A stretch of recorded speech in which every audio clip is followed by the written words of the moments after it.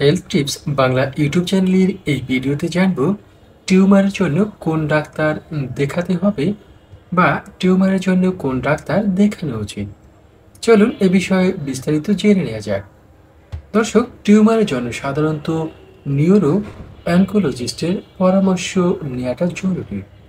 তবে টিউমারের ধরন, টিউমারের অবস্থান কোথায়, তার উপর নির্ভর করে আপনি টিউমারের ডাক্তার দেখাতে পারেন।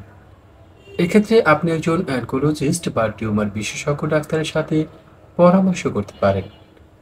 টিউমার শরীরের কোন অঙ্গে, টিউমার কোথায় হয়েছে তার উপর নির্ভর করবে আপনার কোন বিশেষজ্ঞ ডাক্তারের সাথে দেখানো উচিত। চূড়ান্ত সিদ্ধান্ত এবং চিকিৎসার জন্য একজন অ্যানকোলজিস্টের পরামর্শ নিয়ে আপনি সঠিক ডাক্তারের দেখাতে পারেন।